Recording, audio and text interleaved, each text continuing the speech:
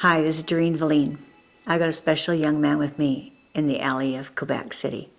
His name is Gilles Bérubé. And I'm sorry, Gilles, if I didn't say it very nicely or correctly, but I really appreciate you speaking with me today. So stick with us. We're going to interview him now. Hi, this is Doreen Velin, and I'm on my channel at YouTube, and I'd like to just introduce you to Gilles.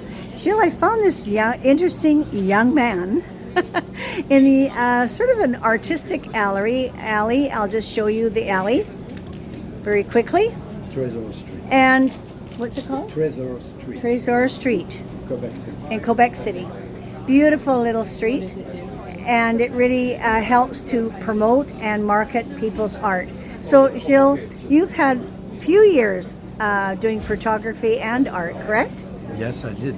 So, how have you evolved over the years? Well, I started very slowly doing photography, not thinking I'm going to do exhibit. I work as a cameraman to win some money, cameraman, and cinema.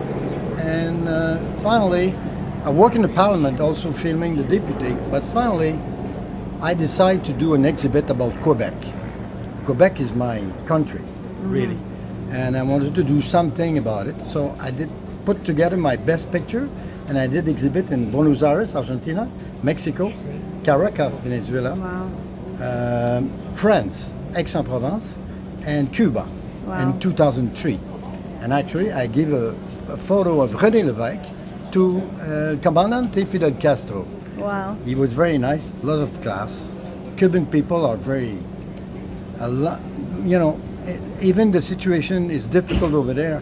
They have a lot of class and education. Yes. And yeah. it's very safe country to be in.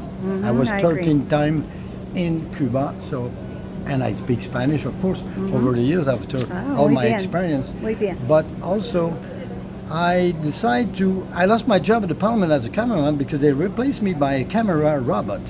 So somebody offered me to work in New York, so I went to New York City, and I sold Christmas tree, Upper East Side, 57 and First. And then I got quite successful. My customer come back, and then I started to do photo exhibit in New York. I made a lot of friends, and people come to my show. I did 13 photo exhibit in New York. I was quite successful, and finally I became member of Montauk Artists Association in Long Island. Montauk is a lovely place, wonderful, and wonderful people, and it's so good for an artist to be able to live from his heart. Yes. I didn't have any credit card. I just live from my heart, and I sell. Yes. So that was a great feeling. So you had no problem selling. You don't have a problem because you're a heart man, right? And it sounds like you have no problem marketing your work. Well, I have no problem for communication. Right. I love people. I'm not shy too much. I was very shy, but traveling, you change. Right. And I never force people to buy art. You can't do that. No. You talk with them.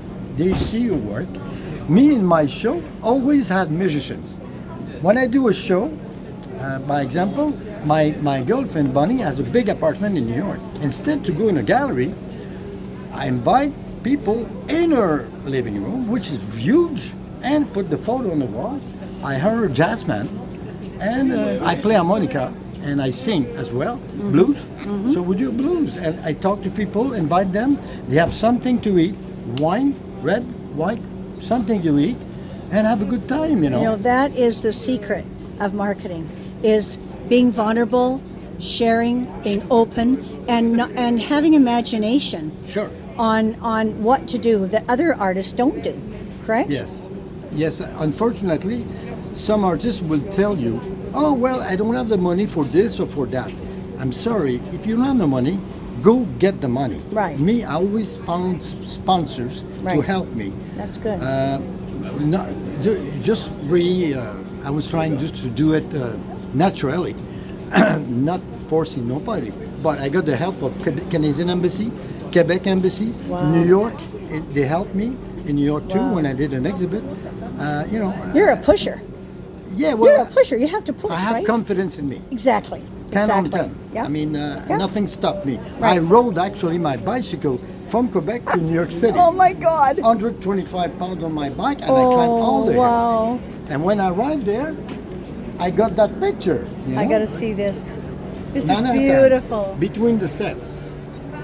Wow. It's like Billie Holiday coming out between the sets to smoke a cigarette. Oh, I was that very is lucky. fantastic. Fantastic. Oh, I want to thank you so much, Gilles.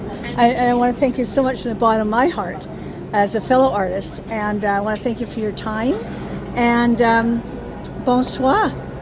Merci Bonsoir. beaucoup, Doreen. No, It was a thank pleasure you. to meet you. Merci beaucoup, you too. Oh, wow. He kissed my hand. I love it. Oh, I won't wash it for a little while. Thank you, Gilles. Bye. Merci. When I first met Gilles, I really didn't know what to make of him. He was an older fellow just in the alley of Quebec City. When he told me his story and how far he's traveled around the world and what he's done to market his work, he's a genius. This is what it takes. When I listened to him, I thought, oh my gosh, no wonder he is where he is and I am where I am. Because he has taken so much money and effort and time out of his life to go all over the world and to sell his paintings to different people. He worked his work. That's called marketing. And a lot of us artists are a little lazy. We don't do that. We go in to join a club or we go to just paint here and there locally and we wonder why we don't make it big. Well, you'll never make it big. We'll never make it big. I know I'll never make it big. When I look at a man like that and what he's done, oh my gosh, 100% different. That's the reason.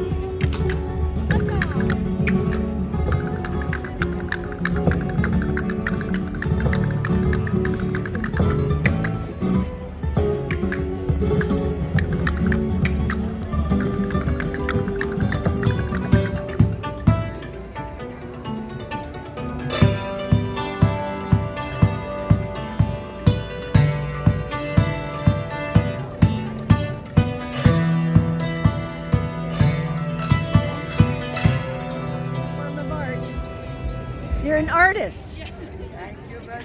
You are. You're a real artist. I love it. Au revoir.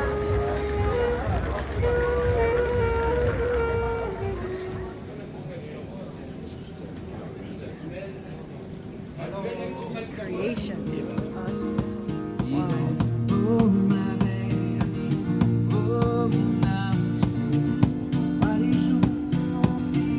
Yes, he's using a suitcase as a bass drum. Creative, very creative. Thank you. Very creative.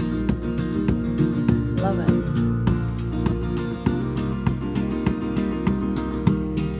We're in Quebec City. Thank you for joining me with him, and I hope you appreciate what he's done and maybe inspired you in some little way to do a little bit of it. So thank you for joining me. This is Doreen Velin.